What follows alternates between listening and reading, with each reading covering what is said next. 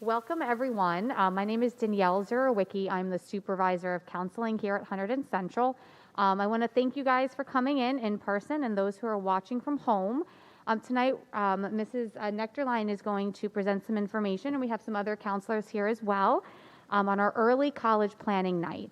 And this is really just some information gathering for our freshman and sophomore parents and students to really start thinking about their plans for while they're here, what they want to do in the future, and everything that's kind of in between.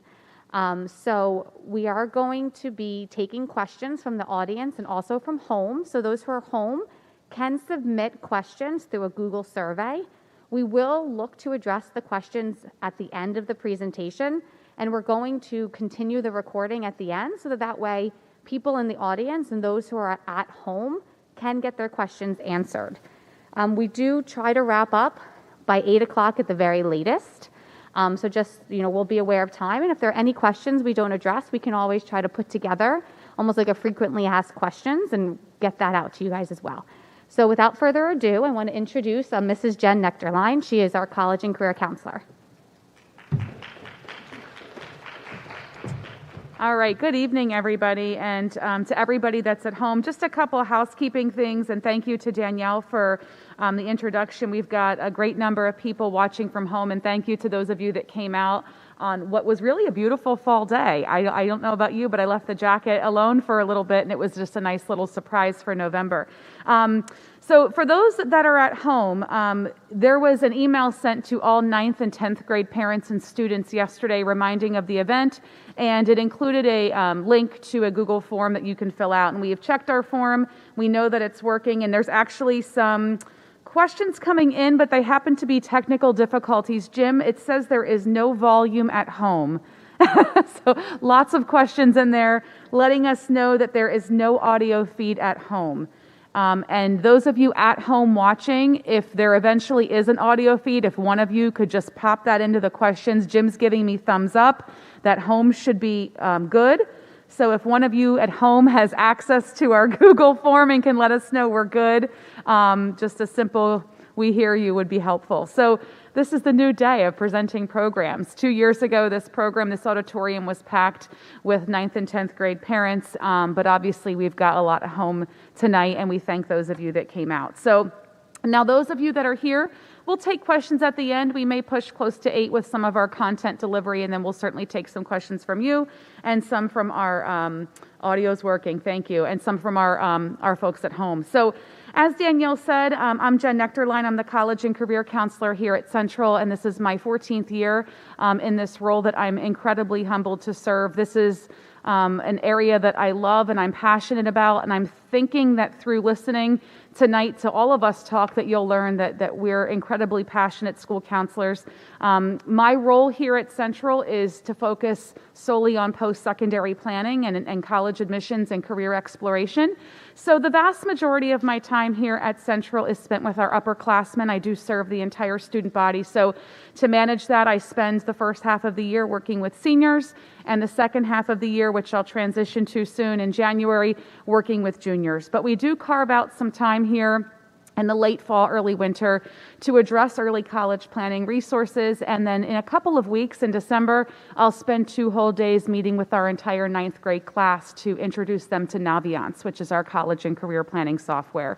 I have to introduce my colleagues that are here tonight. Our 9th and 10th grade teams are served by a total of 6 counselors. So we've got on our 10th grade, let me start 9th grade. Our 9th grade team, our youngest students, our class of 25 is served by Ann Biber, Kimberly Sweet, and Anne-Marie Taylor. If they want to wave, to me, they're just in total darkness based on this light. So, and then our 10th grade team is served by Linda Childs, Jacqueline Capola, and Kevin Cubberly. So many of them are here tonight.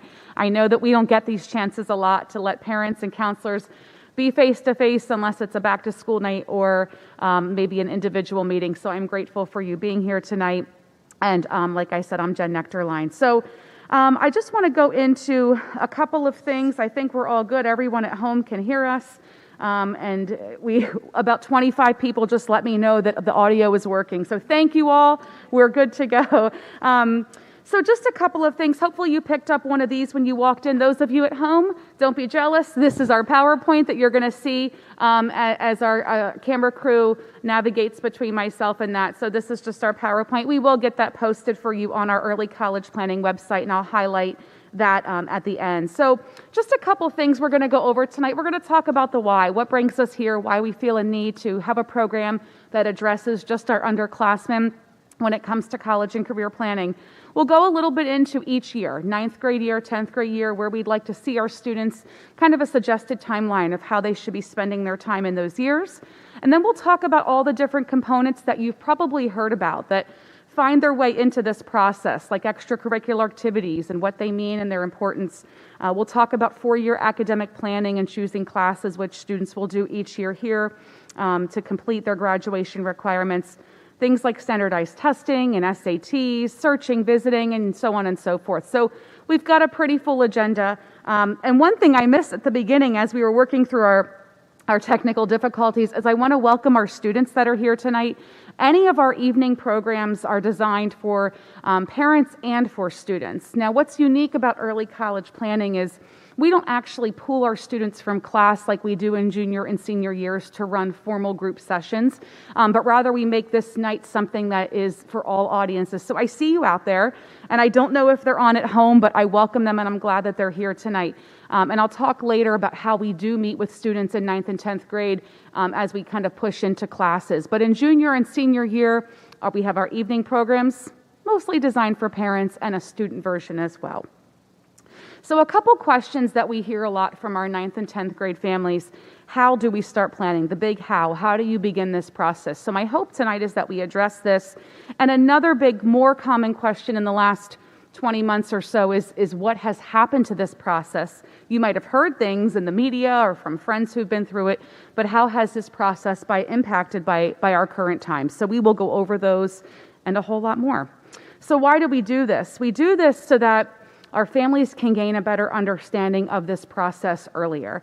The college admission process is far different than when you went through it. If you happen to pursue your higher education, it's different than when I went through it. It's different now than it was when I started here 14 years ago. So our goal is to give you the information and educate you and give you the resources we need before senior and junior years, when there isn't a whole lot of time to do much more, to make any changes, to kind of mold this process for a student. So by addressing it in the 9th and 10th grade years, our hope tonight is just delivery of information.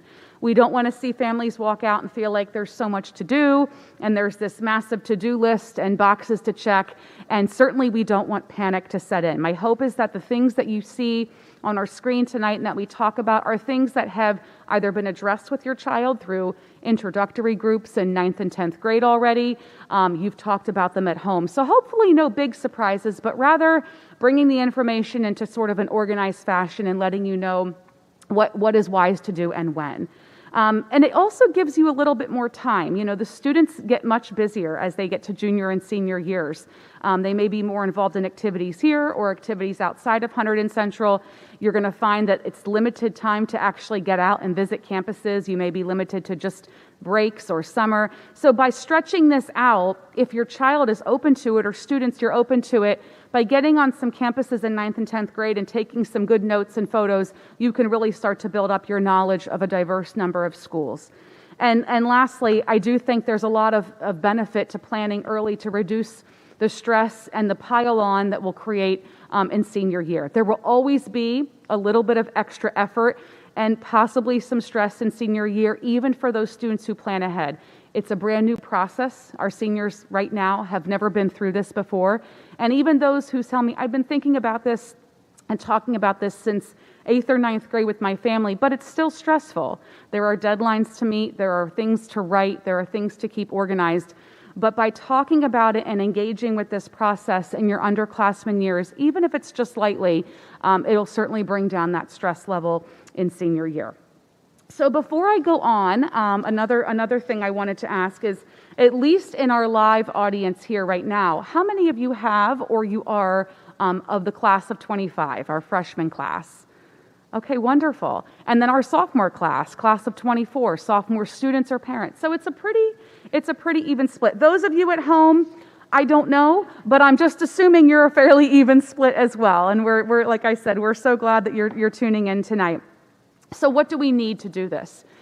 We need some organization, and we need a timeline, and realizing that timeline can adjust. Okay, so organization is what it is for each individual student. You know, I obviously right now I'm still in the thick of the senior application season, so I'm really trying to take that hat off tonight and think about our underclassmen. But our seniors all have their own way of staying organized. For some, it's a Google Doc. For some, it's something on their phone. It really varies by student. But as a 9th or 10th grader, I would like to see those students, if they do start to engage with colleges, so joining a listserv, to start to keep email folders. If they're starting to receive any college mail, keeping that all in a safe place. When they visit, taking notes and photos so things aren't forgotten. If you want to talk about college in your family as a 9th or 10th grader, choosing a specific day and time to really sit down and go over the nuts and bolts that you want to cover in that time period. So I say organization is helpful. It will become even more helpful as we go into the junior and senior years. But for now, organizing sort of what your goals are for 9th grade, even that, or 10th grade, even that is helpful. We will address tonight a little bit more about timeline, having a timeline. So if you're ready to visit college as students or parents, if your children are ready, starting to think ahead to when that can happen based on everybody's schedule, thinking ahead based on the classes that you're taking, when it may be most suitable for you to take a standardized test. These are all things that are part of the timeline. You're going to need a good 4-year high school plan, and Ms. Biber's going to talk about that, and it'll be touched on a couple of times. That's something that's embedded right into our counseling curriculum. So our sophomores have been working on that with their counselors for the last year plus, and our freshmen are starting that process now and looking at possibly where they'd like to be. Your freshmen may be asked questions like, do you have any idea what you might be interested in the future? Is college in your future? And a lot of times we'll work backward to build that 4-year plan. Our counselors will do that, and they're absolute experts in that area. The last 2 bullets are things that we hope sort of find their way into your conversations, and that's keeping an open dialogue. And that for students that are listening, and we tell this to our students when we meet with them, that means being really honest and open with your parent or guardian or whoever's part of this process with you, that if you really do want to go to college or if it's just not something you're sure about right now. And parents understanding that your child may simply not be aware right now if that's their path after high school.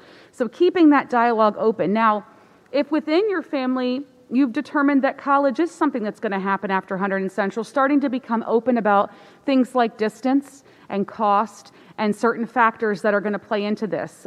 This is certainly the student's process, but the family has a lot of role in it too, especially the one who may be paying the bill. So having that open dialogue, if you are a family where you know there's college-bound students and parents, you're very aware of what is affordable for your family when it comes to higher education, letting your son or daughter into that conversation so that they're aware.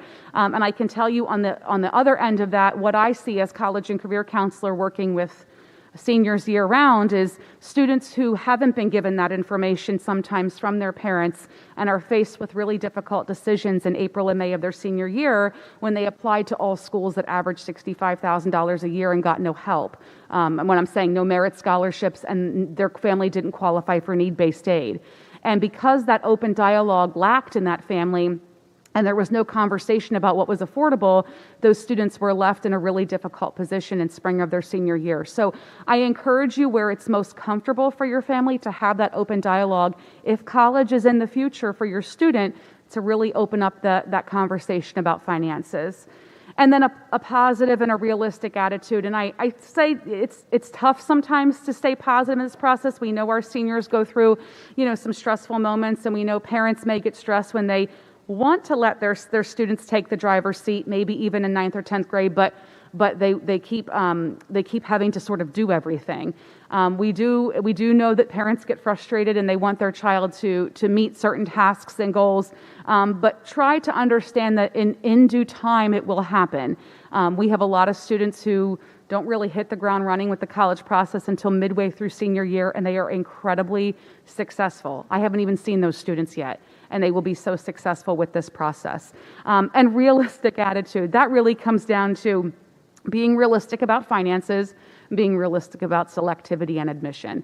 That will come in some of our future presentations. I don't talk a whole lot tonight about selective admissions. I think that's a little bit much as we just start this conversation, but we'll talk a lot more about that as we move into the upperclassmen years.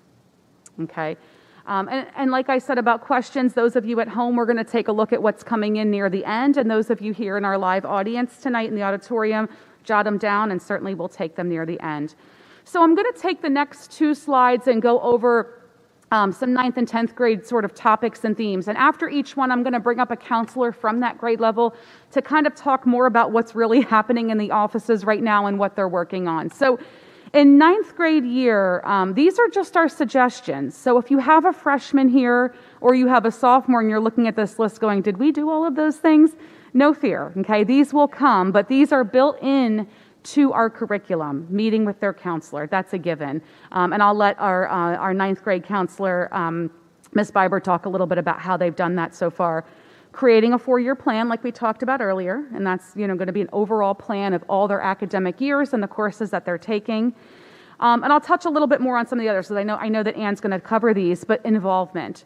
We are not asking our freshmen to come dive in and join everything. By no means is that the goal. That's actually never the goal, because when I talk about activities later, you'll hear me talk about quality over quantity.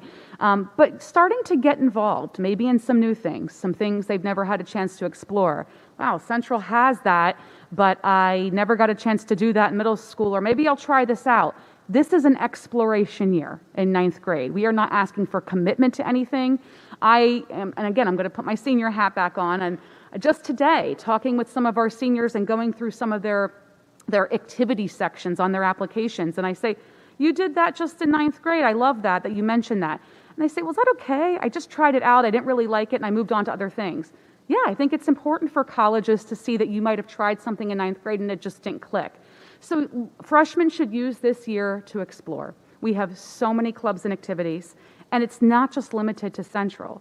Involvement is everything that students do that fills their time that is not on their transcript. So all of the things that fill their time outside of school, the involvement that they've had, that they will continue to have. We just want them to get involved and fill time wisely, not to put create any obstacles for schoolwork or things like that, but to fill time, get involved, and just explore. If they're ready, bullet 4, if they're ready to start brainstorming college ideas. This should never be forced.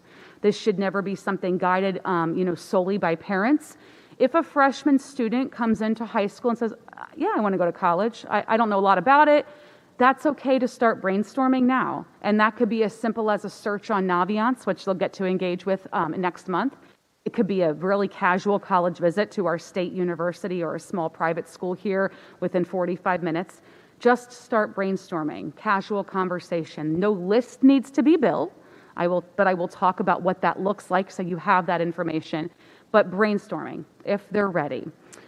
Exploring careers and majors, that's going to be embedded, probably into some of their classes where they'll talk about different careers, different majors, different areas of study. No doubt we have students who come into high school and know exactly what they want to do when they're older, and that never changes, but that's a really small minority of students. Most of our students are still exploring. Many are exploring in college, and some are even exploring into their adulthood. So if they have opportunities to take inventories on their interests, on their personality, on their learning style, a lot of that is embedded into Naviance. We encourage that because a lot of times it will link them with possible careers and eventually majors. And I'll talk a little bit more about that in a moment. Again, like I mentioned earlier, if it's appropriate and it's ready for your family to talk finances when it comes to college, I encourage you to open up that discussion when it's most ready for your family. And then last, getting to know Naviance. I do have a slide on Naviance. I'm going to go into some details about that college and career software program that we have here at Central, but I am really looking forward to the opportunity to meet our freshman class, which we'll do in this very space, December 8th and 9th, so freshmen in the audience and freshman families here and listening at home. Please encourage your students to keep an eye open for information about that. And what that is an opportunity for every freshman to get their Naviance account registered. Naviance is our college and career software. We've had it here long before I came, probably almost 20 years. And it's a fantastic program. Our students come in, they get registered. It takes about half of the block to do that, so about 30 to 40 minutes. And it's their own personal account. And then the second half of that time, we spend going over some of this information in a freshman way, in delivery to freshmen. So it's a full block session. They come with their phys ed class. We're so grateful for our PE 9 teachers to give us a block of their time and to collaborate with us and work with us on delivering this really important information. So freshmen can look forward to December 8th and 9th to meet with their counselors, and we'll get acquainted and we'll introduce them to this great program. So I'm going to keep this slide up, and I'm going to bring up Ms. Biber, who's going to talk a little bit more about exactly what's happening right now with our freshmen, and I'll be back in a moment. Thank you, Ms. Nectarline. Thank you all for coming. Thank you to those of you at home who are watching us. I'm Ann Biber. I have A through F of the freshman class. We started off the year this year with orientation, meeting our students. We met our students in our large class meeting, which takes place in this auditorium where the whole class gets together. And then we went into small groups where we met our students in groups of 10 until we had gone through our caseload so that they could all see our face and we could explain some things that we felt were really important for them to know. A lot of that had to do with transition, coming from 8th grade, the transition, being patient with themselves, using the resources that we have here, and explaining the resources. So we did that, and now we are in the process of meeting each of your children individually. So know that we have an initial meeting where we get to know them a little bit, we talk a little bit about academics and how that transition has gone, and then we start to talk about the 4-year plan, which I will talk about a little bit later. So that's where we are now. We will, as Ms. Nectarline said, meet them again in December 8th and 9th. We will see all of your children again.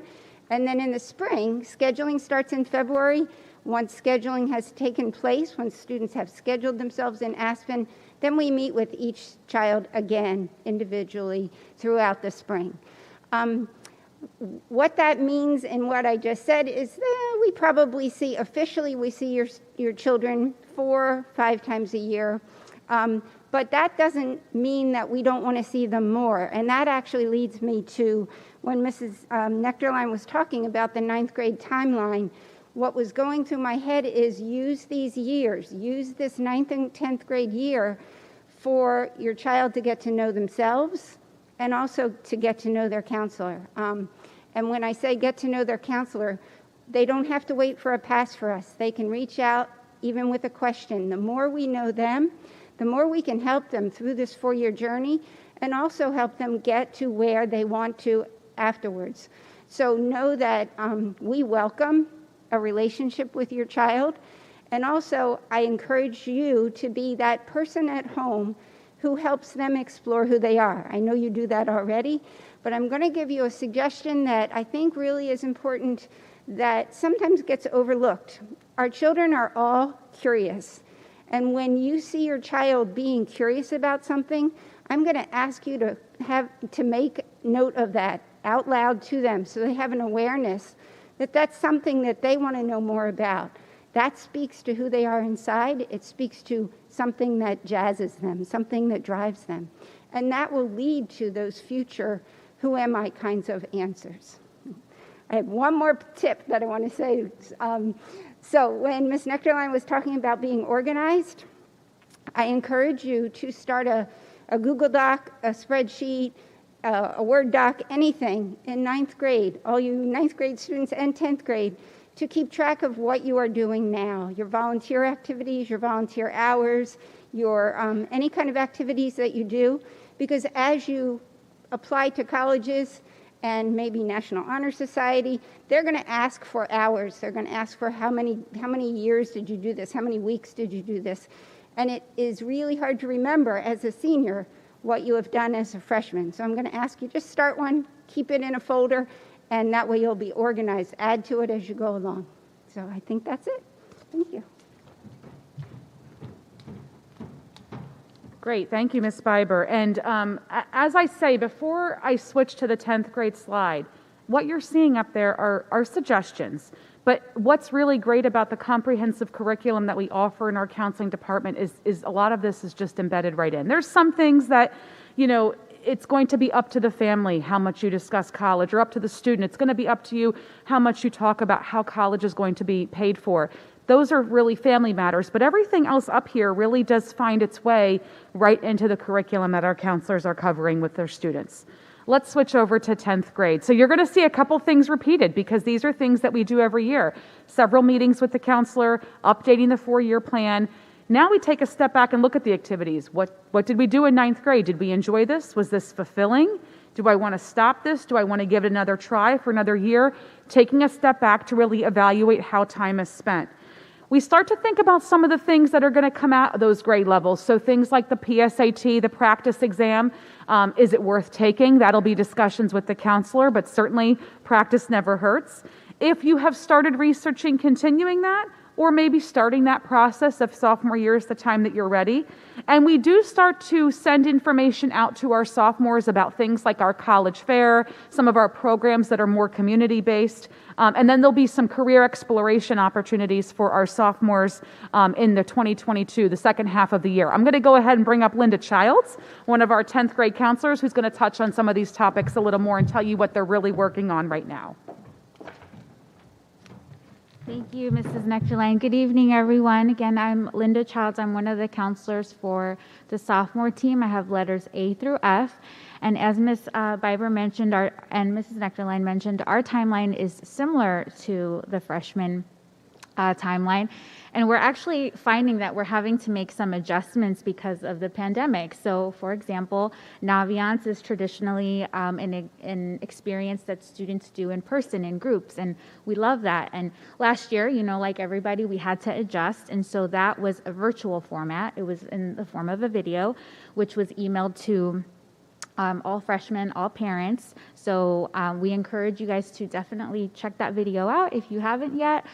Students also had the opportunity to watch that Naviance video in their homeroom class back in October. And it's definitely something that we know is not typical, but we are planning to have an activity, a career exploration activity with our sophomores come December, maybe even into January. And you'll need to be registered for Naviance because we do refer to Naviance in that career exploration lesson. So just a heads up to make sure that you're doing that. And then another tip too about the activities. Again, many of our students were completely virtual last year and they didn't have the opportunity to get involved in clubs. So we want to, again, continue to encourage our sophomores to get involved because now clubs are meeting in person. Some are still meeting virtually and some are meeting in person, but take advantage of that. There's a ton of activities and clubs. You can find that information on our school website by going to the main page, and in the search box, you just type in clubs or activities and it comes right up, okay? But where we are right now as a team, we're still currently cycling through our caseload, meeting with everybody individually, so it does take us a while. We tend to go in alphabetical order, so please know if your child hasn't received a pass yet, we'll get to them. But as it was mentioned earlier, if there is an urgent matter or something that needs to be taken care of sooner, students can always reach out. You can always reach out to let us know, and we'll certainly send your student a pass, okay? So once we wrap up with our individual meetings, we'll move into that career exploration lesson I mentioned in December, January. And that's going to be really helpful because come February, as Mrs. Biber mentioned, we get into scheduling. So we want to encourage our students to really get into the lessons and really take them seriously and explore their interests because that's going to help pick your classes for junior year. We also want to encourage students to take advantage of the time between now and when scheduling starts so you can start having conversations with your teachers about the types of classes you want to move into. So in my individual meetings with my students, some have mentioned that they want to go into honors and AP classes, which is great. But Sometimes those classes do require a recommendation by a teacher. So if you're having those conversations now, come December, when teachers have to recommend you for courses, they'll remember that they had that conversation with you. So just a tip about that. And then once scheduling concludes, so you may remember from last year, you actually go online, you pick your classes, you have about a week to pick your classes, and then that window closes for your particular grade.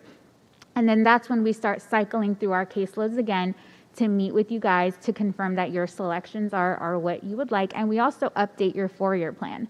Last year, those were shared with you either electronically or a paper version. You got a copy of your 4-year plan. So we just encourage you to remember to look at that when you have the scheduling system in front of you, so you remember what electives you discussed with your counselor. Okay. And so once we complete our scheduling meetings, the end of the year tends to be a lot of just checking in with students. So we'll most likely cycle through our caseloads again and give you guys some important information that will help you plan your summer, like is mentioned here, visiting colleges perhaps in the summer and things like that. Okay, so that's kind of where we're at now with the sophomore team. Thanks.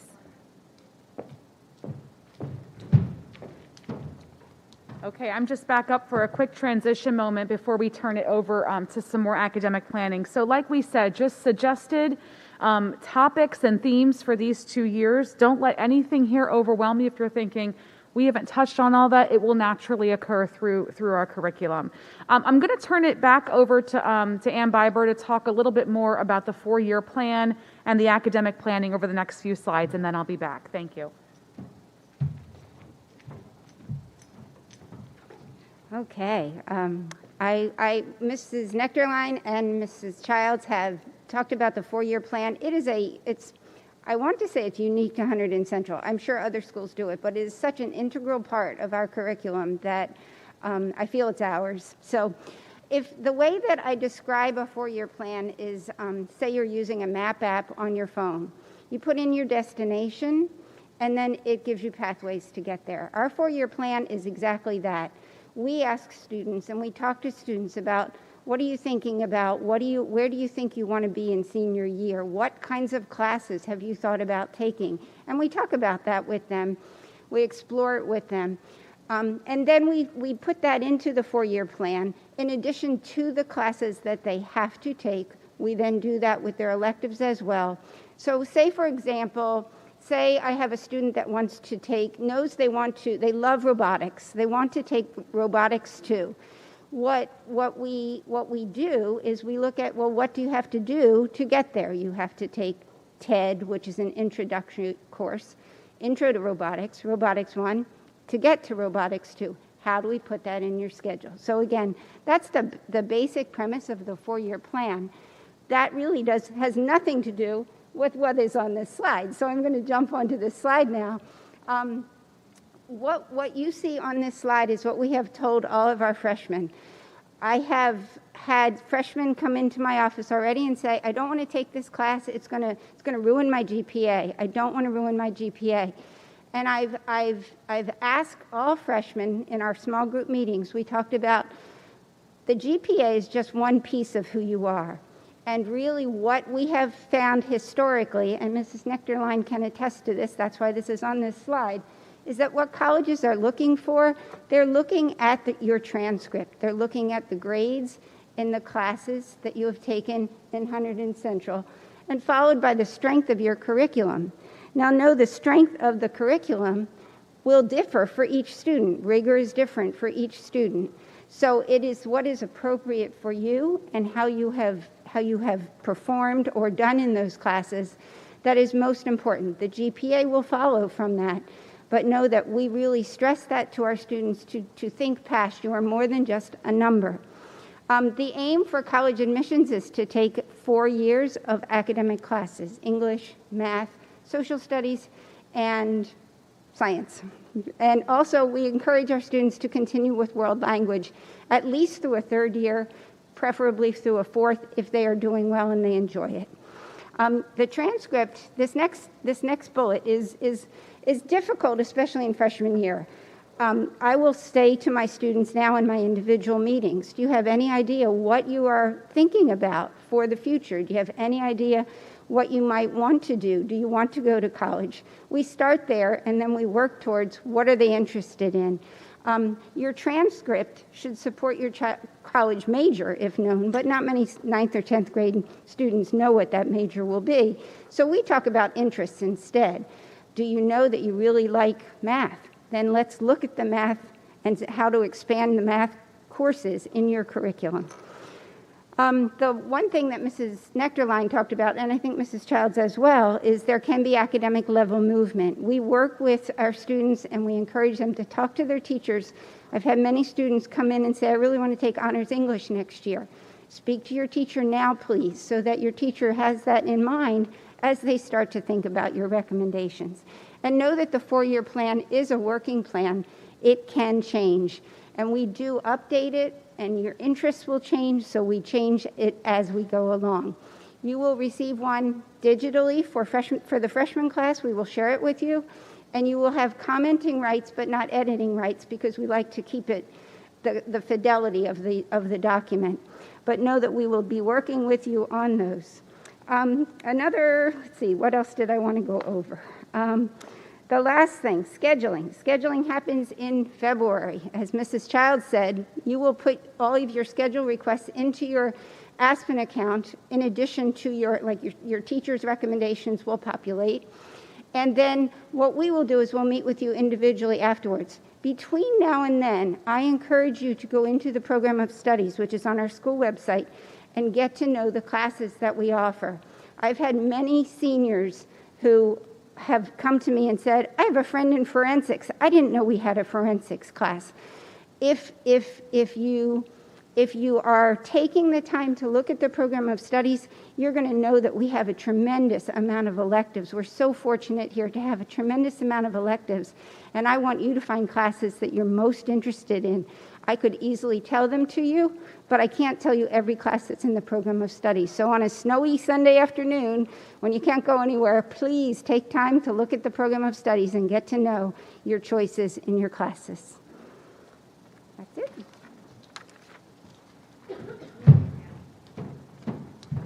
Okay, thank you, Ms. Spiber, for that information about 4-year planning.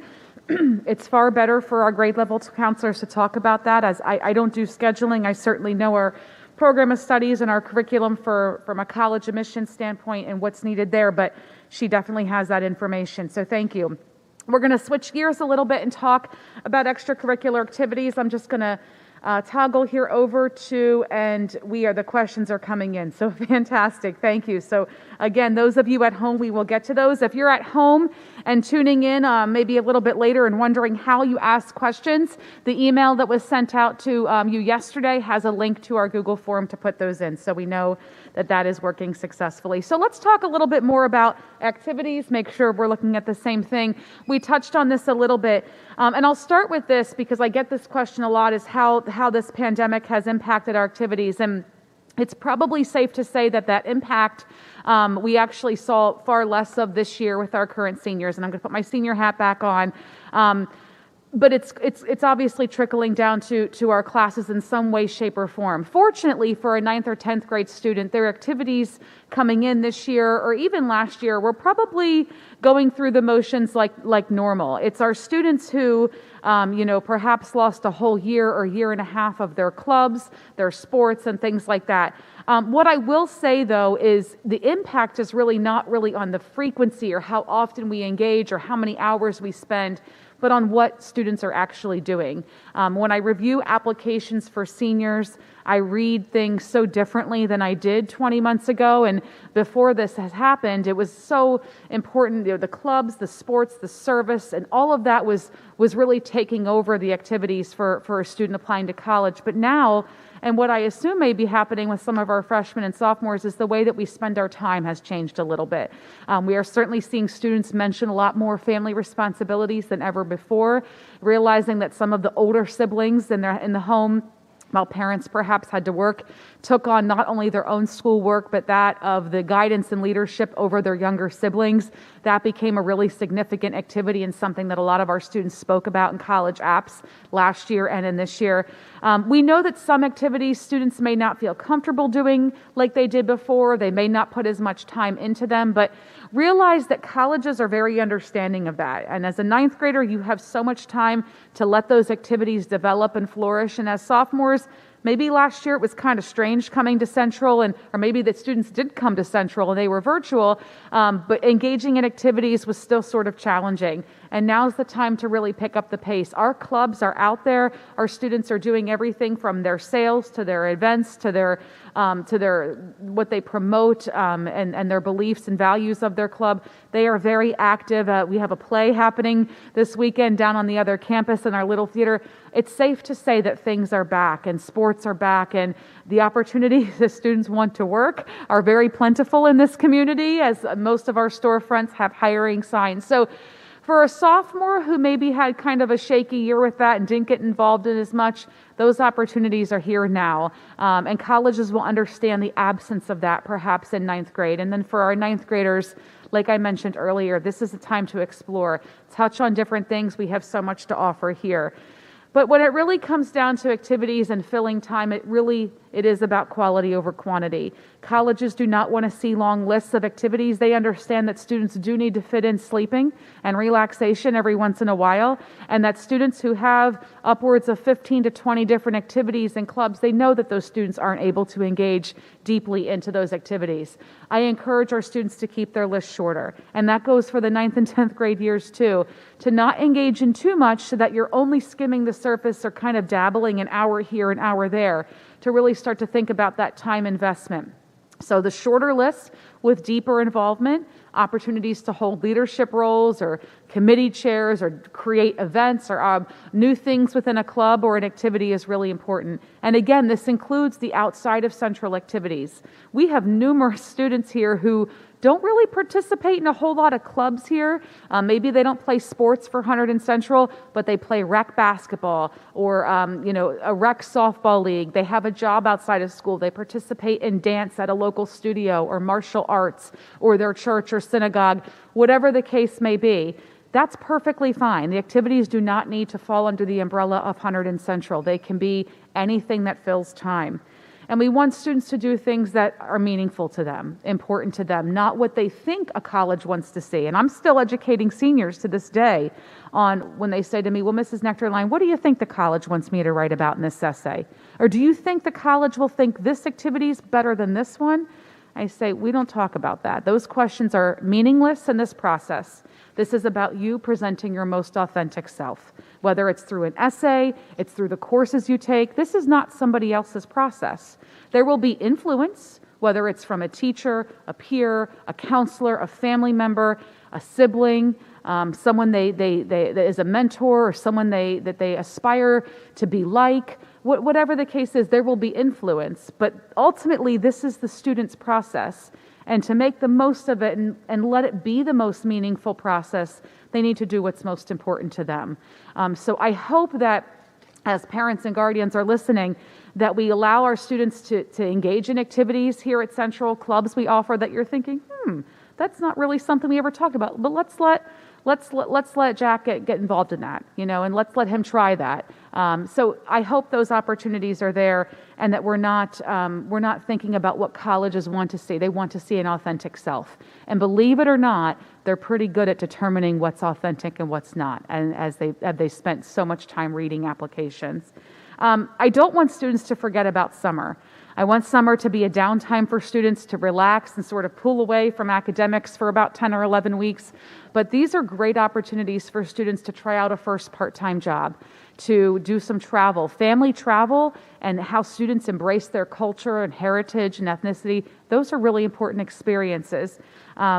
Thinking about summer programs, I actually get that question quite a bit from our underclassmen counselors as it comes in from families. Should we do these summer programs for 9th or 10th graders send the student to a college or through an organization and spend $3,000 on it. I will tell you, oftentimes I'm saying they're not worth it. We really want to see students engage in activities that are really meaningful, really important, and don't honor a student by asking them to pay $3,995 with a gold seal because they've been selected with 30,000 other people. Really, you want to watch out for those, run those by your counselor or myself so we can really help you decide if those programs are worth your time, your students' time and investment. But I do like to see students think about their summer in some way, shape, or form. It doesn't have to be structured. Maybe summer is a time for them to take on the guitar, learn a new language, pick up yard work, but to show some level of productivity. I do see colleges asking supplemental questions. Tell us how you spent the summer before your senior year. So we've put the academics aside, the actual, clubs and activities that happen during the school year, and they just want to know how they spent their summer. So if you went to the beach and you traveled and you hung out with your friends, that's what you say. But if you had the opportunity to work, or maybe you had the opportunity to travel with your family, or maybe you had a chance to spend time with an older family member, you did some volunteer work, all of those are good things, okay? And then I think Ms. Biber mentioned this earlier about keeping track of things.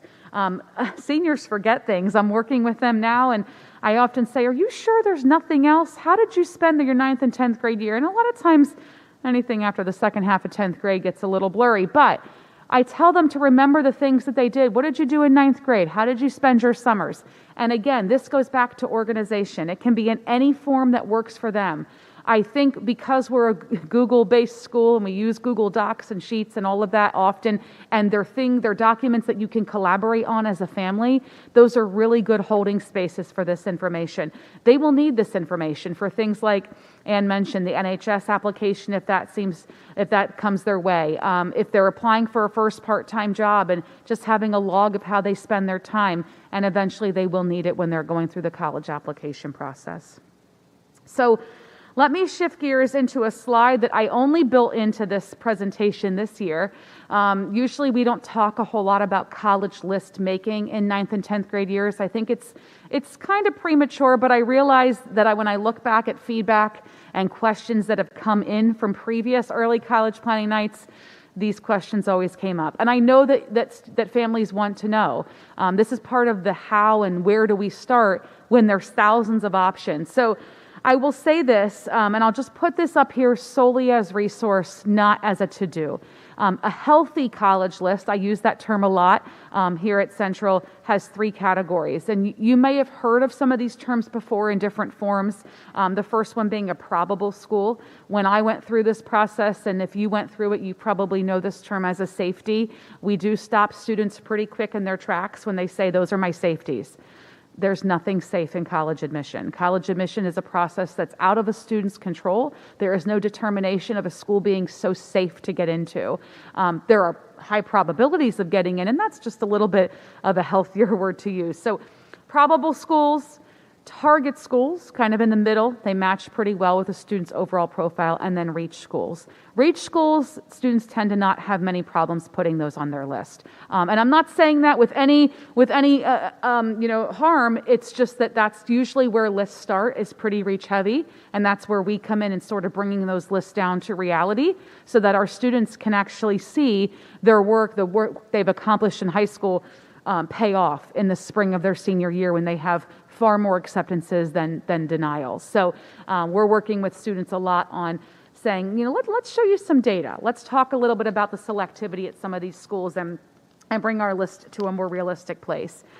So the average student at Hunterdon Central, and this has been fairly consistent over the last couple of years, it always comes out to this odd decimal point like 9.4, 9.7, but the average student at Central applies to between 9 and 10 colleges if we're really talking data. So how do we get to that point? Usually it lands at about 2 to 3 schools in each of these categories, 2 to 3 probables, good probable chance of admission, 2 to 3 targets, and 2 to 3 reaches. Now, I say that's an average. That's all of our students who apply to 4-year college in senior year. That's the average number of applications they will complete. We have plenty of students who apply to 5 or 6 colleges, which you're probably thinking, now that sounds a little bit more like when I went through the process. I applied to 4 in the late 90s. But 6 colleges is fine. That's perfectly fine, as long as that list of 6 is a good, healthy list and it doesn't have 4 reaches and 2 probables, which we will catch and we will help with. And it's also okay to apply to more than 10 schools. I have plenty of seniors doing that. They're in 12, 13. I have some seniors applying to 15, 16, 17 schools, and I'll tell you why. And it's usually because they're applying to a very selective program. A lot of times it means they're applying to a combined medical program, like a 7-year BS, MD, one of those accelerated medical programs. They may be applying to a 3+3 undergraduate and law degree, maybe a combined undergrad business and MBA program. They're just more selective, meaning that the admission classes are sometimes capped. I tend to see some of our nursing and engineering majors lean a little higher on the average or just above it. So this is a number to just keep way in the back of your mind right now. For freshmen, you've got years. For sophomores, it's getting a little bit closer. But right now, that list could be, we have got nothing, we don't even know where we're starting. Or it could be, well, we've tossed around about 25 names in our house. So how do we narrow down? And we will work on that each year with your students. It's safe to say that most lists begin with just simply what you know. And when I talk to students, so in January, I'll begin meetings with juniors, and I'll ask them how they arrived at their list, because to have a meeting, they must come in with a tentative list, which is not uncommon for a student in the second half of their junior year to at least have a working list. And a lot of times that list has started with what they know. So if their parents went to college, you know, where their parents went, if that's of interest in following in those footsteps. Maybe schools they know through their siblings or cousins or other friends that have graduated.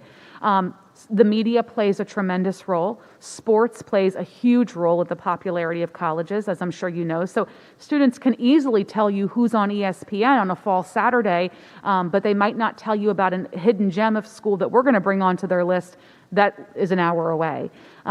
They'll talk of, you know, the colleges that are most known because they're perhaps in the Ivy League or they have strength. They're in U.S. News and World Report and rankings, which I don't use at all in this process. I think rankings hold little to no value in this process.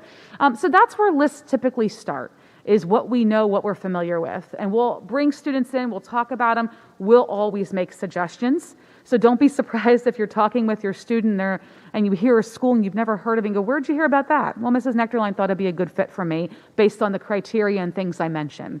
So I encourage the utilization of Naviance. For our sophomores, they have it. For our freshmen, they'll have it next month. I also encourage students to go straight onto the college websites, look around. The virtual programming has really enhanced over the last year and a half what colleges have put on their website to really help a student get an idea of what it looks like, what it feels like. Nothing's as good as visiting, but that's definitely there for you. And how do we determine eventually what is a probable school? What's a target? What's a reach? That's not for underclassmen years, because our freshmen don't even have a GPA yet. Our sophomores have 1 year of GPA. So that will come in junior and senior year. We will use Naviance. We will use the admission profile, the overall profile of the admitted class, and our knowledge too, to help students determine if they're looking too strong, they need to add a little bit more. So that will all come. But for now, building a list, how do you narrow down from all those options? Use Naviance, use College Board. College Board is an incredibly comprehensive site. They're also the ones who manage the SAT, PSAT, and the AP programs, so you'll hear College Board often. They have fantastic search tools. You can plug in all kinds of criteria like location, size if you know, maybe a major if you know, and just start to filter the list down. If your student's already engaging in that kind of searching online, encourage them to bring those lists to their counselor meetings and say, what do you think of these? I plug some criteria in. I don't know half of these names. Actually, I don't know about 80% of them, and that's typical. But what do you think? Can you kind of highlight a few for me? Maybe I should spend some time focusing on in the next semester, okay? To piggyback off of that searching and visiting, I'm going to show you a little demo of Naviance, but I want to touch a couple of other things here. I mentioned College Board as a great place to go for searching. I also am a fan of Princeton Review search tools, and the books I've read the most in this whole admission world over the last years, and I have a lot of them, are books by Edward Fiske, F-I-S-K-E, up here on the screen. I think Fiske is a tremendous author in college admission. I love his voice, his tone, the way he approaches this process. You will see when you go on Amazon or anywhere you buy books, his covers are pretty noticeable. They're a bright lime green and blue color. And I've had an opportunity to meet him and engage with him, and I just think he speaks to the process so well. go right to the college websites, the official college website. You will find so many third parties and secondary places to get information about college admission, but no one's going to give you the information that an official website is. So your .edus are the places to go. As far as visiting goes, right here in New Jersey, if your 9th or 10th grader is ready, students, if you're ready to just put your feet on campus, and we are so thrilled that they're open and back to doing that at the vast majority of campuses across the country. There is so much within just a 90-minute radius of Flemington. New Jersey is loaded with amazing 2- and 4-year colleges, public and private, big and small. So right here within our about 40 to 45 minutes, we have Rutgers, Rider, and TCNJ, a large flagship university with multiple campuses, a small private college or private university in Lawrenceville with Rider, and just down the road from there in Ewing is the College of New Jersey, a small state school. These are great opportunities to just explore. And then you can branch out further, the Philadelphia region, Eastern Pennsylvania, up into the Scranton-Wilkes-Barre area. There are so many colleges within just about 2 hours that make for really easy visits. I will say a lot of families tend to start up in the Boston area. That just seems to be a really hot spot for our students, and that's loaded with great schools that also come with really big tuition bills and a really increased selectivity over the years. Places like Boston University, Boston College, Northeastern. These are really popular names and tend to be first visits for a lot of our students. And then the shock comes in of the selectivity and the sticker price. Great place to start, but don't hesitate to hit some of the other great schools in that region, and that's something that we can help you design as you make travels. I get a lot of the emails, they always tend to come like in April and May from families in June. We're heading down 95 soon. Can you give us a couple names? I've got all kinds of 95 resources for you. I take that route all the time on my own summer trips, and over the years, I put together some great sort of exits to take. So please be in touch if you're looking for that. But even if it's casual at this point, and it kind of should be for a 9th or 10th grader, I don't expect you to register for the formal tour and info session. You can go right on the admissions site and engage in all that. You'll probably be with a lot of juniors and seniors. But even if you're just passing through family trips or travel coming up, just drive around. Get the sights and sounds. If it's a time when campus is open, get out, walk on foot. Your main buildings may be open, your student center, your library. Walk around, take a couple photos, go back, collect the information, and see if maybe it's worth a formal tour down the road. But even just casual visiting in 9th and 10th grade, I think is really worth it. And students, don't be surprised if your parent says, hey, there's a school off this exit. We're just going to drive. Just go. Just check it out. Not if it's forced, but it's always good to just see what's out there, see how campuses differ and vary from one another. You might see something really attractive on a campus that you never even heard of. Go home and research it now. So I encourage you to try to have a little bit of fun with that process and certainly record things. All right, I'm going to take a dive into Naviance. I know I've mentioned this quite a bit. Naviance is our college and career planning software here at Central. What I'm going into right now is a senior account. Now, the only real difference is it has news for seniors. Everything else in here looks the same. So Ms. Childs earlier had talked about Naviance for sophomores. We introduce Naviance every year to students in their 9th grade year. And obviously last year we were met with a lot of challenges. We couldn't do large groups and things like that. So we did produce a video that gave students kind of a tutorial on how to register. And we finished out the year with a pretty low percent of freshmen engaging in that. And congratulations to those students who did. But we came into this year with our sophomores and thought, we need to get this done. We need to get these students in Naviance because we've got another class coming through. So we were fortunate to have a day earlier this fall where we had some full school-wide activities going on. All sophomores we knew were going to be in one place in some homerooms. And we got our counselors in, we got our teachers participating, and we got probably about 95% of the class is actively registered for Naviance. So if you have a 10th grader who's like, Naviance who? They should touch base with their counselor or me and we can get them in. But all of our sophomores are pretty much in the system now.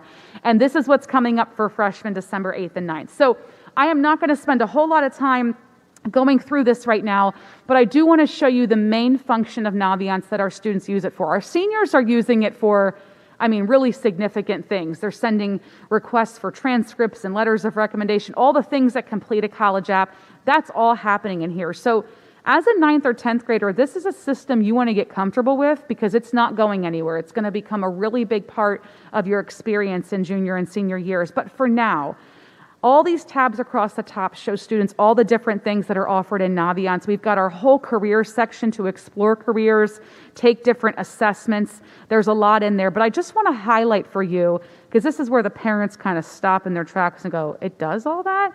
So let's go into the college's menu is extensive. I'm just going to click here, and everybody has this. It's kind of a favorite list, colleges I'm thinking about. And of course, actually I don't have a list. I probably moved them all to my active applying list. I'm going to go there in a moment. Our freshmen don't have this. Our sophomores may have a little something in here. But let me go to my applying list, same as kind of a thinking list. My goal is to click on a college and show it to you. And then these pop-ups come up. We're just going to get out of there. Okay, so you can see a couple familiar names down the side here. I'm going to go ahead and click here on Michigan State University. Midwestern large school that we certainly have students interested in. And I'm going to show you, this is extensive. There is so much information about each and every college right here in Naviance, and you can type them into boxes or search for them. And it just gives you really basic information, graduation rate, acceptance rate. That's going to be the acceptance rate for our school. So Hunterdon Central applicants applying to Michigan State, we have a 77% acceptance rate, which is outstanding, and I'll show you how we get to that data. There's the studies, that's your academics, student life. I'm going to click here on admissions because this is where the data that our students and our parents tend to go straight to in Naviance that they're curious about. So here under admissions, you can see there's some graphs below, and this is what we're highlighting right here. Your school's application history. And what Naviance is providing for you, the purpose behind this program is to really be kind of a data powerhouse for individual high schools. So we all buy this product and we fill it with our own school's data, okay? So you can see back to 2017, how many of our students applied to this specific school, how many got in, and then overall, when we scroll down further, what their average GPA and test scores, if they have them, what those looked like. So if I just take a look, this is our current senior class. Certainly that data is not complete. But last year we had 24 students in the senior class apply to Michigan State. 19 got in and 3 decided to go there. This data is incredibly invaluable. And when we really start to show our students how to use this, they find themselves just looking up schools one after another, and we teach them to not just look at the numbers, but to look at the trends, okay? So have more students applied? Is there more competition from my high school than ever before? Are they taking more students? Are students actually going to this place? So as we go down, we see something called a scattergram. And like I said, we're going to go into detail with this with our 9th graders. Our 10th graders got this via video. I encourage them to watch it. You can see that the average student, when I hover over this point, from Hunterdon Central, the average student getting into Michigan State has almost a 3.6 weighted GPA. I know it's probably hard to see, and about a 1240 SAT if they submit. And they're certainly test optional like so many schools right now. And then there's a key down here showing you the green checks or admits and students who perhaps didn't get in. This is really invaluable. You can zoom in too. Your student eventually, when they have a GPA in Naviance, our freshmen won't have one next month because they don't have a GPA yet. And a score, if they take the standardized tests, which we're seeing most students going back to taking those, they'll be placed on here by a little blue person, a little blue dot. So they can see kind of where they fall.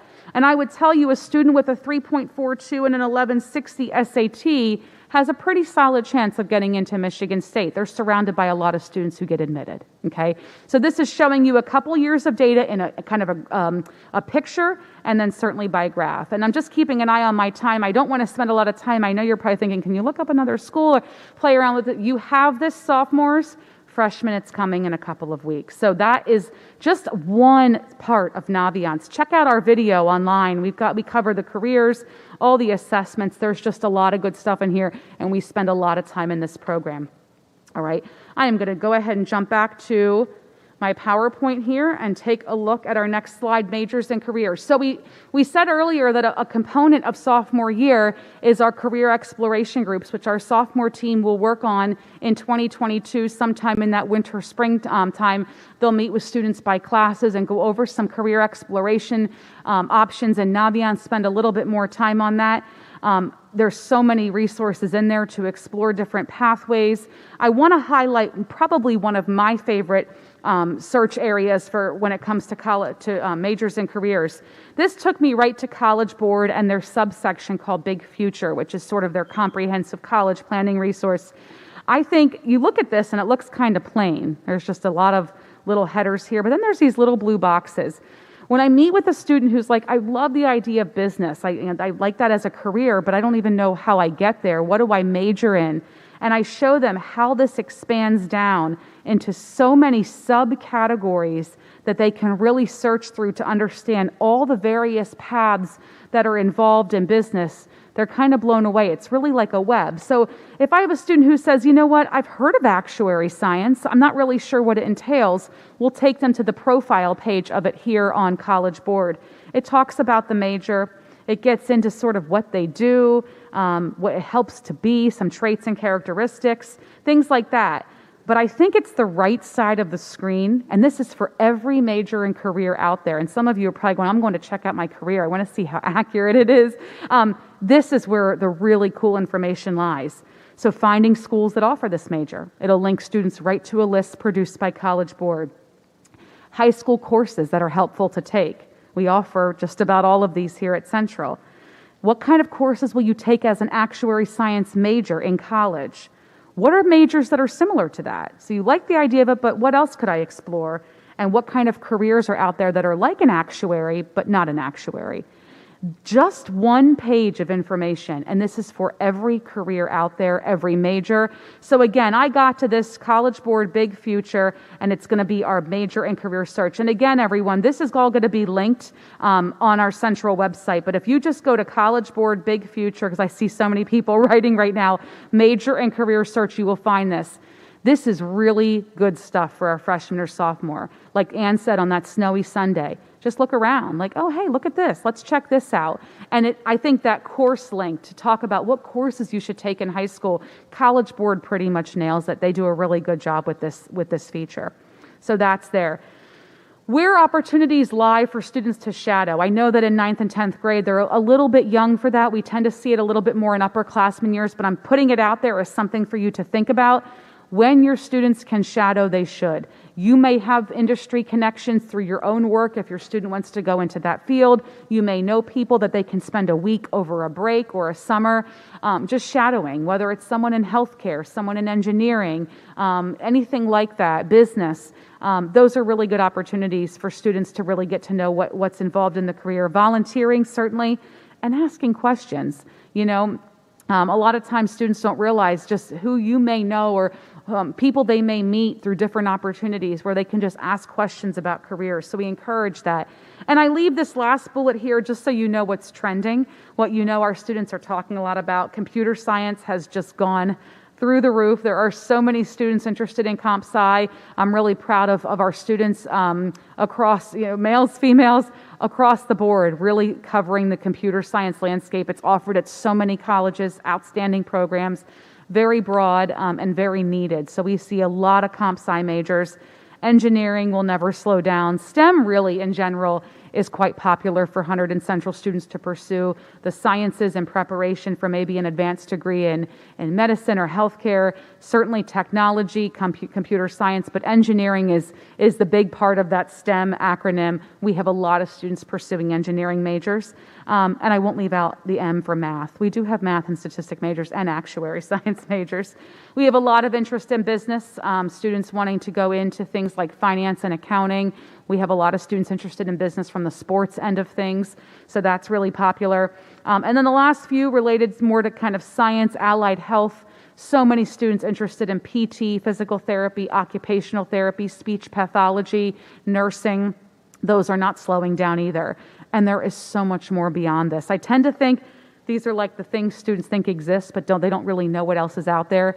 Pick a big university, go to their website and look at their list of 125 majors. And students are often blown away and they think, I can study that in college? I can get a 4-year degree in that? So I encourage them to really navigate that when they visit websites. But that's just a little bit of our trending info on majors and careers.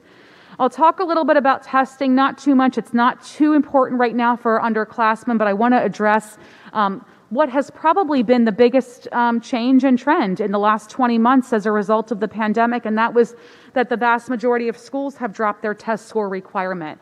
So what we saw in spring of 20, when we were all at home, schools starting to announce we're going to be test optional for the 2021 cycle. That was last year, and that was the vast majority of colleges. I can think of a handful of schools down in Florida that remained requiring test scores, the public universities. But outside of that, I can't think of a school that we work with that was not test optional for last year's seniors. That did change. We started to get notification in the spring of 21 and through this past summer that there were schools that were going to go back to requiring scores. It's not a long list, but we absolutely have seniors this year who had to submit their scores to a handful of colleges. The difference for this year's seniors and last year's seniors is last year's seniors simply didn't have chances to test. Their test centers were just totally shut down and closed in the spring of their junior year and into the fall of their senior year, whereas our current seniors and everybody down from there, test centers are open. The opportunity to sit for an SAT or ACT is available to them. But what it's left colleges with is a full cycle now, almost two, where they've looked at applications without scores. And so what that's leaving colleges to do is really investigate internally if this is really important, if we need those scores to really make a good, solid decision on an applicant. And I admire those who've continued to realize that they don't, that one Saturday morning for 3 or 4 or 5 hours should not be a determining factor of a student's ability to succeed in college. So we have many seniors this year who applied to colleges across the board, all test optional, didn't submit scores, maybe submitted to some and not to others. It created a little bit more work on our end to really sit with a student and decide if those scores should be sent or not, if they were going to help or hurt their application. And it's hard to say right now what that will look like when we work with the classes of 24 and 25, but I do anticipate we are going to see far more schools keeping their test optional policy in practice, or hopefully and eventually, in my eyes, doing the right thing, dropping test scores altogether. So we'll see. What I will say now, my advice to a 9th or 10th grader that may be test ready, let's say end of sophomore year, early junior year, based on their curriculum, is to test. Go ahead and take the test if it's available. There are going to be schools that require it. There's going to be schools that bring it back into their review. So I don't want students to lose opportunities to take it when they're most ready. But I think it's something to be watchful over and something to be mindful of, that it's admirable to see colleges not requiring these scores as part of their review. And you know, I mentioned these tests, PSAT, SAT, ACT. There's a lot of options out there for students. There's the two, SAT and ACT, a simple Google search will help you understand the differences between them. There are absolutely students who can achieve more on one test or the other just based on their learning style and the way that they comprehend and put information out. As far as test prep, there's opportunities. We have a great course here in Central. We actually have a course within our curriculum, and there's opportunities around town too. A lot of test centers that work closely with our students in helping them get ready for their tests. It's not required. There's a lot of good things that we'll present to students more in junior year where they can do their test prep on their own and for very little or no cost. I put this here because I know that this is on minds and I've talked about it several times already tonight. I just want to put some resources up here. We do host every year a financial aid night. It's in October every year. We have a fantastic speaker who comes in and presents from a college financial aid office. If you'd like to view that presentation, it's on our website in our financial aid section under college and career, and you can view it. Just keep in mind that the information may vary a little bit with each cycle. So the information that was presented this year was meant for students who are going to be freshmen in college next year. But for families that are wanting to get a little bit more involved in this process and certainly bring your child into the conversation, I encourage you to check out this from the Department of Ed. This is a net price calculator. This is required to be on every college website. You can navigate them by doing a very simple Google search. Villanova net price calculator, University of Maryland net price calculator will bring you right to the MPC for their school. And what that does is it allows you to plug in some numbers and get an idea of what your costs may be based on income and assets. I will never pretend to be a financial planner. It sounds fancy when I say all of that, but let the net price calculator do its job. There's also in College Board's website and on the actual FAFSA website, FAFSA is the free application for federal student aid. Every student will file that if they're applying for aid. They also have what we call like forecasters or early planners. So there's a lot of resources out there for you to get an early estimate of what the cost may be by college. Again, the FAFSA free application for federal student aid, it is something you will not fill out until your child is a senior. So there's nothing you need to do now other than take advantage of resources like this, do the early estimates, use the NPCs on the websites. But FAFSA will become available to you as long as the timeline stays the same in October of your student's senior year. And that's when you will file a FAFSA for their first year of college. It's an application, a government.gov, FAFSA.gov. An application, it's lengthy, it takes time. I think it's made tremendous improvements over the years to be more user-friendly and to be a more advanced platform. It pulls your IRS data right into it. It's a pretty solid application, but it will ask for income and asset information for you and your student to determine what kind of aid you might get from a college. Over time, through that financial aid night, through the resources on our site, we'll talk about loans and grants and scholarships. Students come in when they talk about college, and they talk about money, believe it or not. Parents say to me, do they even bring it up when they talk to you? I say, yes, students do consider cost, and if they don't, I'll bring it up to them, especially when they have a list of schools that average $65,000 a year and not a single state school. I go, who's paying this bill? Be honest with me, because I can't ethically let you leave my office with a list like this. So we'll talk about options where we think they can get some money based on their academic profile. We'll talk about state school options, whether they agree with me or not. But we have to be realistic. So the money oftentimes, the scholarship money, the merit money, comes from the schools where your student is a strong applicant. So the probables, the ones you used to know as safeties, students are oftentimes not going to get into their reach with money. Getting into a reach school, getting in is the gift. You're lucky that you've got that opportunity to go to a school that deems you can be successful there, but they're probably not going to reward you with money on top of it. So your money is oftentimes going to come from the more probable, maybe some target schools. We also, in our office, do a pretty good job of keeping an eye on trend, like who's giving and who's not so giving, who's a little more stingy and who's a little bit more generous. And that's information that we'll kind of push into meetings with students. If I see a bunch of schools on the list where I know they're pushing $70K a year and they haven't given a scholarship to any of our students under a 4.4 in a decade, I'm going to be really honest and tell the student that. But if it's a state school, and doesn't have to be a New Jersey state school, if it's a flagship university down south that I know wants students from this region and they're throwing $20K a year at a student over 4 years, $80,000 scholarship, I'm going to lend that information to a student. So these are the conversations we'll have more in the upperclassmen years. But for now, I encourage you to go on the websites and look at this information. What's the average financial aid package? What do the scholarships look like? Are they only for the students up at the upper echelon, or are there scholarships for students who participated in Boy Scouts or Girl Scouts or leadership activities? So think about that as you're doing some of your research as well. And then, of course, it might take the students a little bit of time to investigate this, but I have no doubt parents are looking at this, and that's that return on investment. Is this all going to pay off? Is this going to be worth it? And is my son or daughter going to find a job before I drop this kind of money, or he or she does, or the government does, or grandma or grandpa, or our savings? So ask the tough questions. Colleges should be prepared to answer them. They should be prepared to give you the outcomes from the previous graduating class, where students are going, where their internships were, where their connections are. So please ask those tough questions to make sure that you're making a really good financial decision. I just had a conversation today with a senior family talking about return on investment, and where I thought, just based on my own knowledge from our graduates, having been here 14 years, I've gotten to see so many students come back. I'm seeing students in advanced degrees now. I'm seeing students holding managerial positions that I keep in touch with, and I'm able to provide that real life information to students. So we'll embed that into our conversations over the years. All right, now I know I'm getting near the end. I want to highlight a few things that we have as part of our curriculum over the next couple years, so that certainly doesn't end here, and I'll kind of jump around this slide.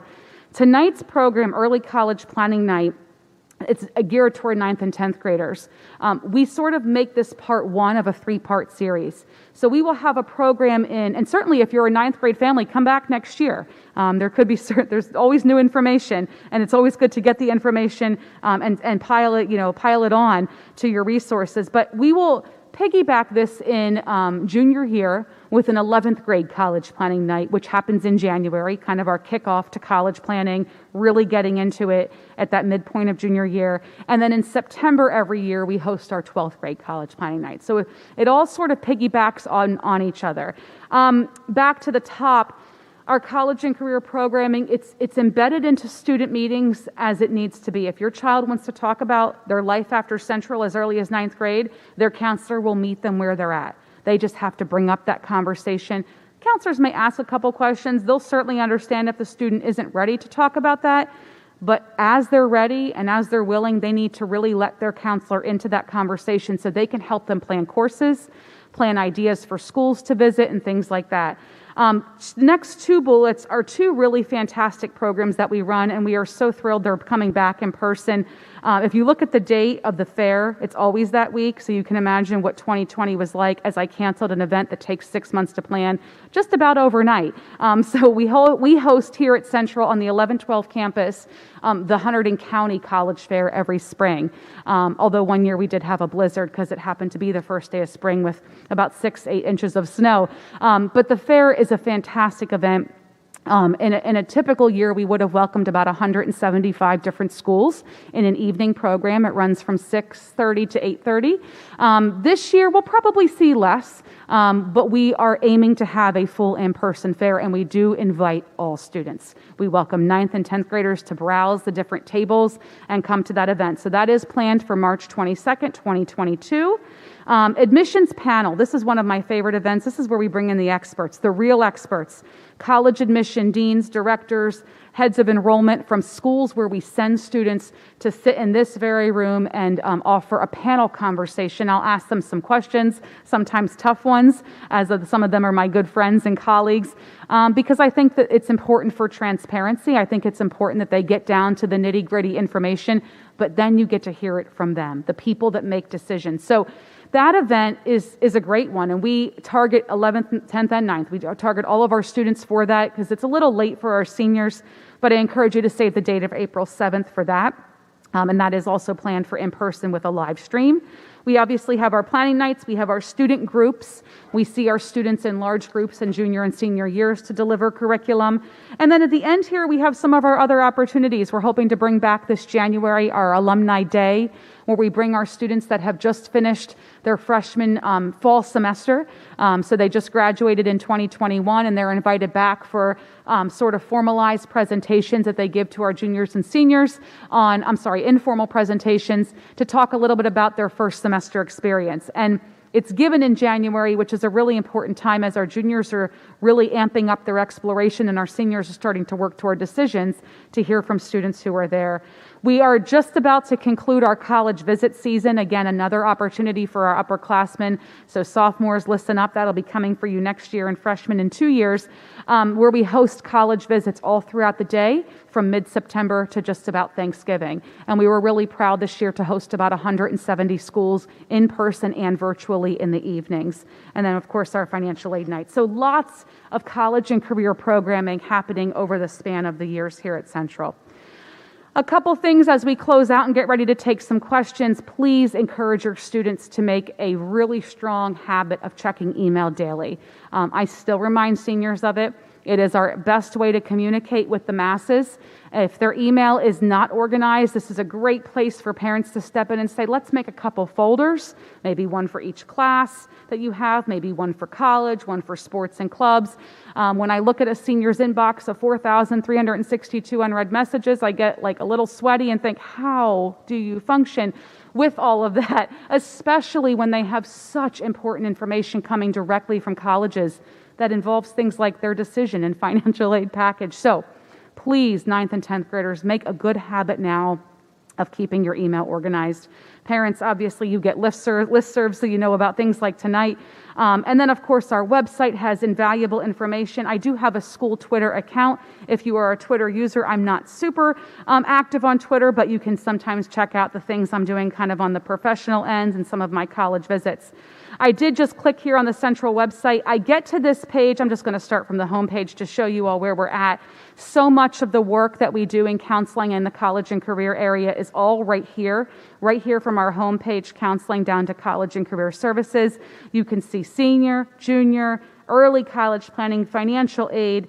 All of our videos are here from the last year, so lots of good resources there if you're looking for more, okay? We're going to keep our live stream going at this point. I'm going to take a look here at my other screen to see what's coming in question-wise. And if you do need to depart, I ask you to go ahead and do so and head kind of gently out of the auditorium. But we will probably spend, thank you for the Twitter followers. I appreciate that. I just got that notification.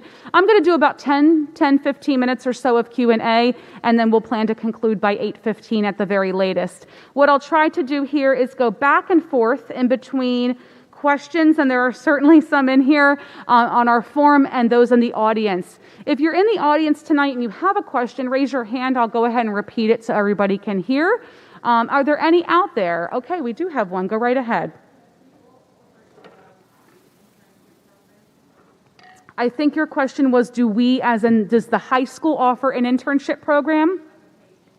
Do we offer paid internships? We don't offer paid internships, and I will say this, when I meet with juniors and seniors and they bring up the concept of an internship, I often start by saying internship is a little bit more of a college-heavy word than it is a high school word. Like, you'll hear high school students saying, I'm interning with, and that might be a fancier way of saying they're shadowing. You tend to see that be more of sort of a college-level experience. Something like that at the high school level may be partnering or connecting with one of your parents' colleagues or someone they know in another industry to kind of come in as an assistant. But a lot of times you're not going to see that paid opportunity happen at the high school level. In those cases, I would encourage summer enrichment programs. I would encourage shadowing, part-time jobs that align with interests. Yes.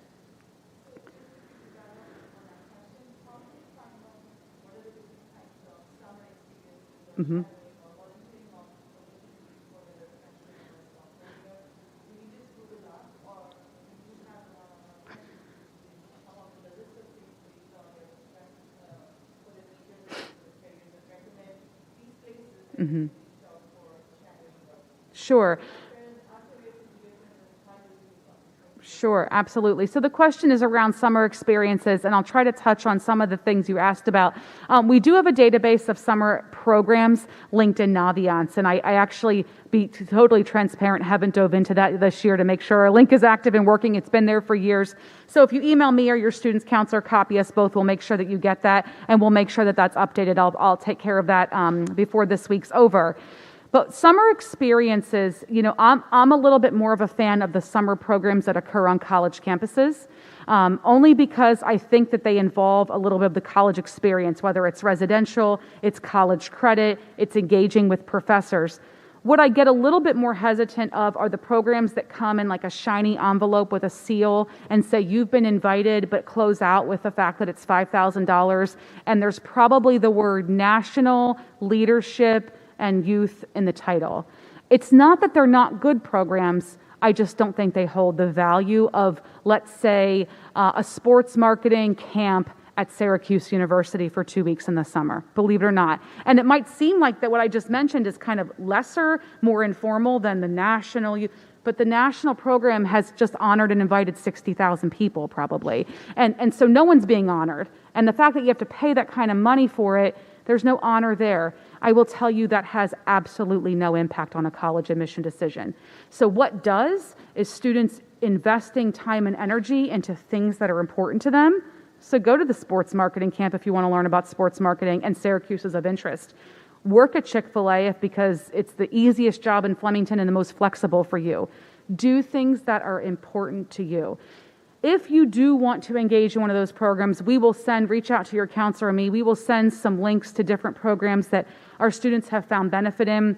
I will say probably one of the most robust and recognized summer programs is Governor's School, but we're talking about maybe 2 to 4 students per class, graduating class, that have that honor, because it's a pretty advanced academic program. Outside of that, I can't think of a colleague in admissions who will ever admit to me that engaging in a fancy summer program is ever going to impact their ability to get in college. It may provide enrichment for the student, but I can think of far better ways and far lesser expensive ways to provide enrichment while also showing interest in making a connection with a college.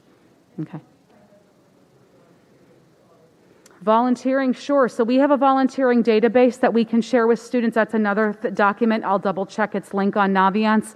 But our students volunteer all over the community, everything from food pantries to animal shelters to local religious organizations. So we can get students a little bit more connected with that. Volunteering is not a requirement for students here like it is at some high schools, and it's absolutely not a requirement for college. I have students who do no volunteer work and are incredibly successful in the college process. I didn't touch on that a lot in activities, but I'll say it now because it comes up so often. Students arrive at senior year and sort of panic. I've never volunteered. I'm doomed. And I go, no, you're not. Colleges don't go down a list and check boxes. They look for authenticity in an application. So if a student says, I don't have volunteer work, you don't go out and volunteer to get into college. You volunteer because you're passionate about helping others. And so I never want to see students do something because they think they need it for college. You need nothing but to be your genuine self in a college application, and that will shine through. I'm going to jump over to my questions right here. Sure.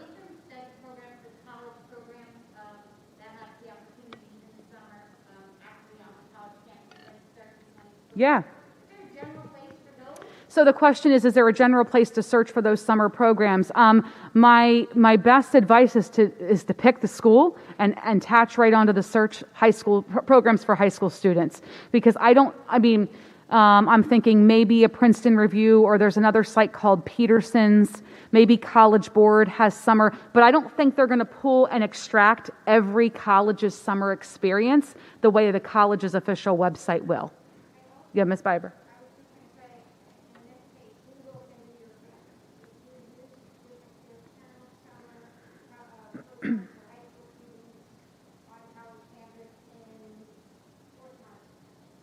Mm-hmm. Yeah, Ms. Biber, for those of you at home, was just mentioning just good old Google searches. You know, if you're interested in an engineering camp, think about the schools that offer engineering in this region: Stevens, Rutgers, Rowan, high school programs for summer programs for high school students. Stevens, we've had many students go to their programs.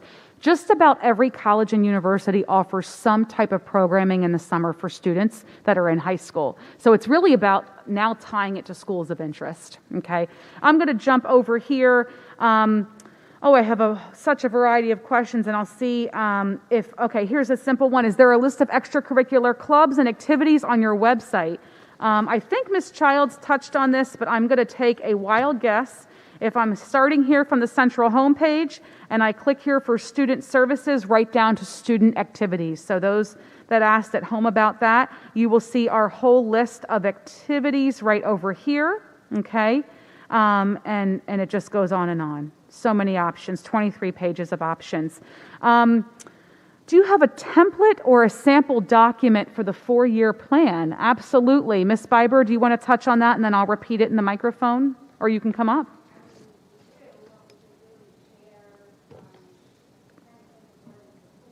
Yeah, there is a document for the 4-year plan that all the counselors use. Yeah. The 4-year plan is a standard document that we use. It's color-coded with required courses and then elective courses. We could probably post it on the website, on the counseling website or the college and career website. So I will look into that tomorrow. Mm-hmm. Perfect. All right, thank you. There's a couple questions around athletics, and we do talk about college athletics much more in our junior and senior presentations. There's things about how does the desire to play sports in college impact scheduling or classes taken at Central, for example, NCAA. The best advice I can give you there is please make sure your student is telling the counselor, I have interest in playing collegiate sports, because they will have to meet NCAA requirements when it comes to their academics and their specific courses. So yes, there are requirements.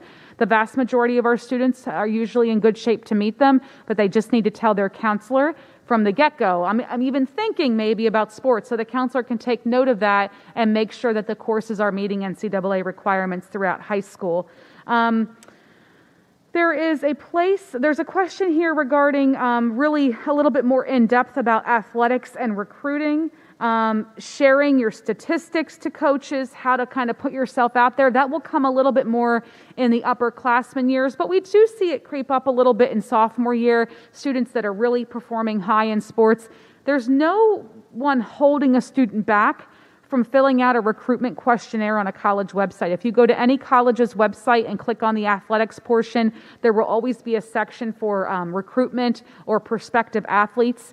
And based on their sport, they'll fill out some questions, maybe upload some things, put in some data about their sport, and that will at least put them sort of in a database.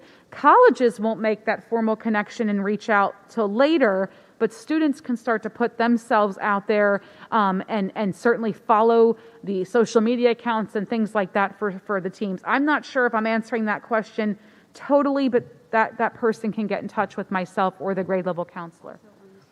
Yeah. Oh, our school website and for athletics, absolutely. There's a lot of information here for college-bound athletes. Thank you, Ms. Spiber. So a lot of NCAA information in there. I'm glad you brought that up. Parent access for Naviance. I love that question. Yes, parents can access Naviance. So I ask our freshman parents to just hold off till our students get their account. And you can always ask your child for their login information. It will probably be their school email and a password of their choosing that they will choose when they come to their group next month. Sophomores, same thing. You can ask your parent, or parents can ask their student for the login information. If you'd like to be added to your student's account, just keep in mind when you come in as a parent, you see things a little bit differently than the student. You could still do the data, the scattergrams, and all of that, but all you need to do is reach out to your student's counselor, and they can simply add you in as a parent. They'll use the email that you sent the request from. What was the website for the major searches? I'm hoping I can bring this back up easily. I'm going to jump back to our majors and careers slide, and it's right here. Takes you right to College Board. So you're on Big Future. It's a subsection of College Board on college planning. Just type in major and career search, and you will find all of these lists. I think I've covered, because I grouped some together. Is there anything else I can take from our live audience? Yes.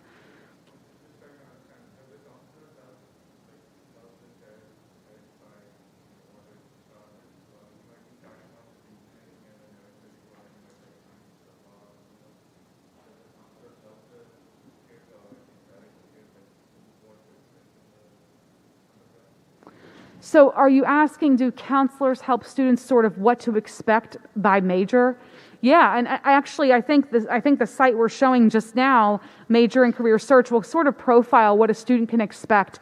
There's a couple things. So when we talk to students who want to major, let's say in engineering, we tell them, are you prepared to take on a lot of math and science?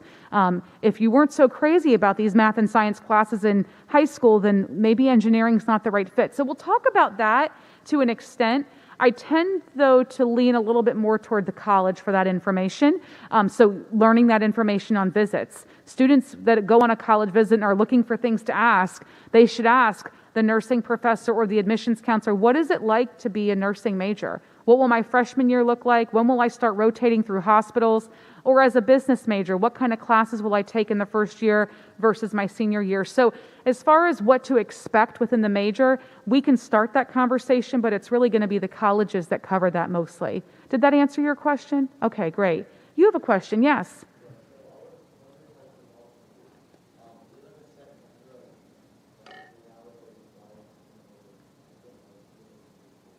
Okay, so the question is there a set number of volunteer hours required? Hunterdon Central does not require volunteer hours. Some high schools do as part of graduation or a capstone experience. We do not require volunteer hours, and colleges do not require volunteer hours to get into college. It is something that we encourage you to do if it's meaningful to you, like all activities, like all ways to spend your time outside of your academics. If volunteering is something that's important to you and fulfilling, we encourage you to seek volunteer opportunities outside of school. Mm-hmm. And some of our clubs embed volunteering right in. I mean, our honor societies, our Key Club and Interact. I mean, all of these, most of our clubs embed volunteering right into their purpose and their involvement. So there will be opportunities sort of to naturally volunteer just through your club's work. Mm-hmm.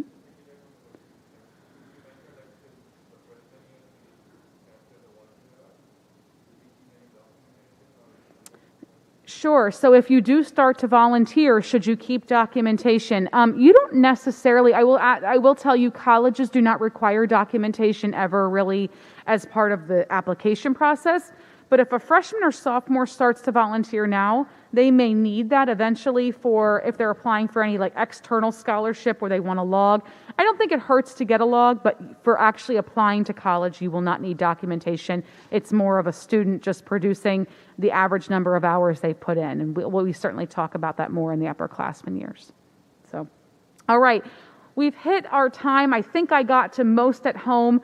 We are here, everyone. Please email us if you have questions. I will look forward to engaging much more with these two classes as we move into junior year, but I look forward to seeing our freshmen in a couple of weeks. Thank you for those of you at home that tuned in tonight. We had a great audience, and those of you that came out. We appreciate your time. Thank you all so much. You're welcome.